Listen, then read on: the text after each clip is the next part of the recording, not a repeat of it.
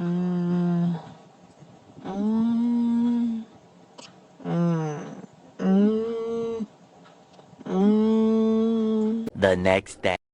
Mm, mm,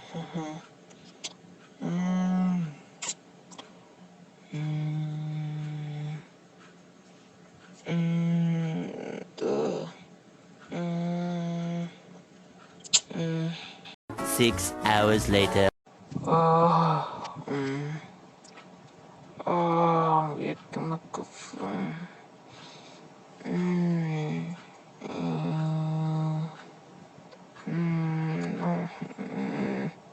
no, no. 2,000 years later. Um, Ugh. oh. अबे बस कर भाई और करेगा हाँ? तो कब से ये करता जा रहा है इसका मतलब क्या है भाई ये बात है, मैं कोई नया वीडियो का टॉपिक जानने की कोशिश कर लेकिन कोई माइंड में नहीं आ रहा। तो भाई ब्लैक फ्रीजर का कोई कंपैरिजन वीडियो क्यों नहीं करते ब्लैक फ्रीजा? मैंने ब्लैक गोकू के बारे में सुना है, लेकिन ये ब्लैक फ्रीजा क्या है? भाई फ्रीजर ने अपना नया फॉर्म अनलॉक कर लिया है नया फॉर्म कब? हमने मांगा में चैप्टर में अच्छा, मांगा में? ये क्या सच में है? क्या कोई फैन है? ये ऑफिशियल कंफर्म है अच्छा, लेकिन इसका पावर ऑफ रिलीज क्या है? इसका वीडियो बनाओ ना न्यू टॉपिक अच्छा, इसका एक नया टॉपिक आ गया है। तब तो मुझे नया टॉपिक मिल ही गया समझो। लेकिन वीडियो बनाने से पहले इसका, उसके पहले थंबनेल तो बना लूं इसका।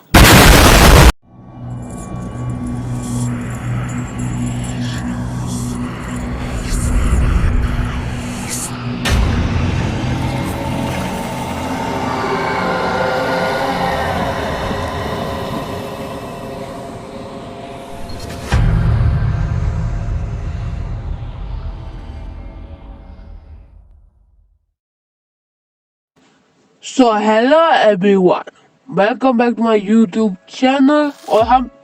और हाँ, आप लोग सही सुन रहे हैं, फ्रीजा में हमने नया फॉर्म अनलॉक कर लिया है, वो भी ड्रैगन बॉल जी का मांगा एक चैप्टर 87। और सुनो, मैं यहाँ पे साइटामा को लेने वाला था, वो भी मांगा चैप्टर 186, लेकिन मैं यहाँ पे ब्रोकली को चूज रहा हूँ। डरो मैं वो वीडियो जल्दी आएगा, लेकिन अभी के लिए मैं ब्लैक फ्रीजा वर्सेस ब्रोकली के बारे में बात करूंगा।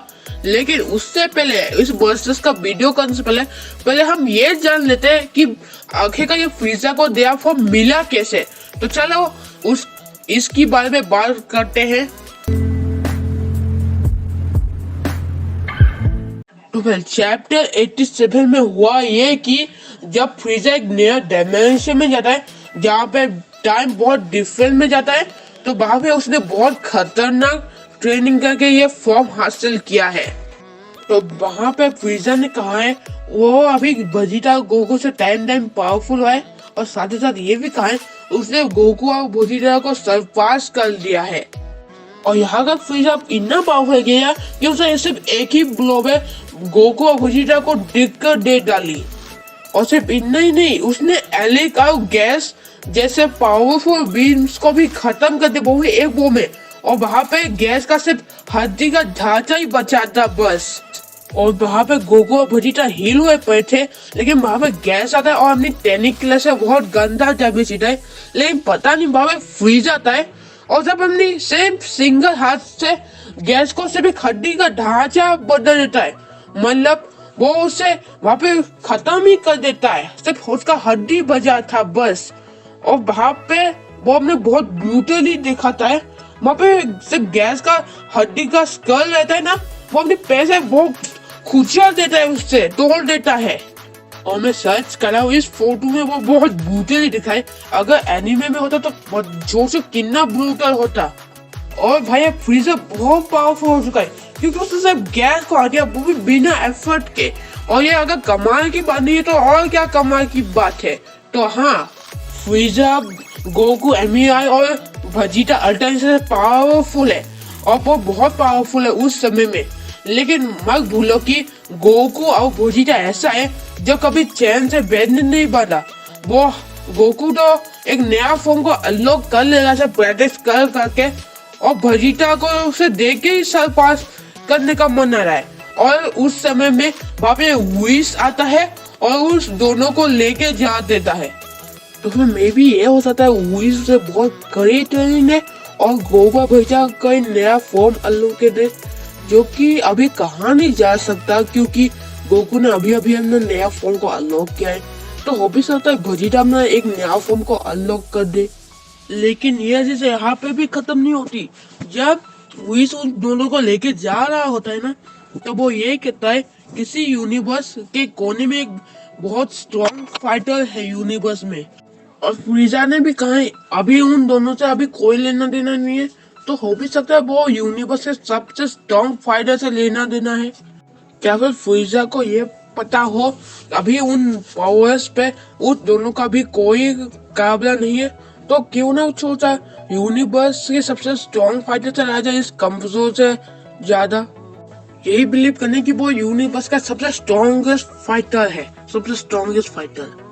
वैसे एक बात बता दूं, ये जो मैंने अभी पता है ना, ये सब मेरा थ्योरी है। हाँ, सब मेरा थ्योरी, और मैंने अपना थ्योरी बताया है। अब थ्योरी कुछ डिफरेंट होता है तो अपना थ्योरी कमेंट में जरूर बताना प्लीज।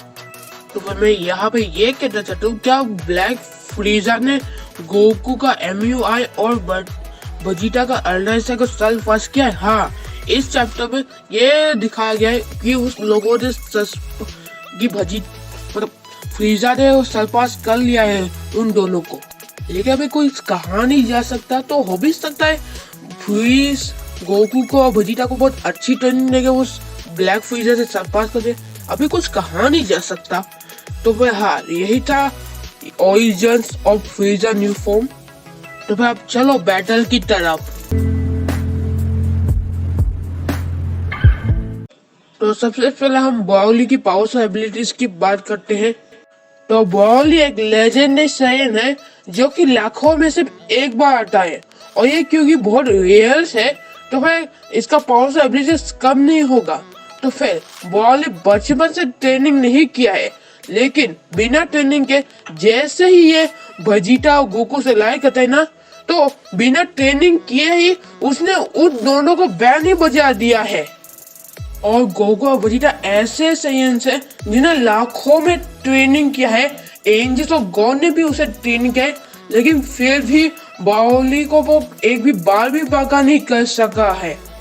और सुपर साइयन ब्लू में जाना कोई बड़ी बात नहीं है, उसे सालों की ट्रेनिंग लगती है जाने के लिए। और बाउली को कोई गॉड भी ट्रेनिंग नहीं कर पाया, फिर भी उसने बहुत हद तक उसे बैन बजा दी थी गोकू और वेजिटा की।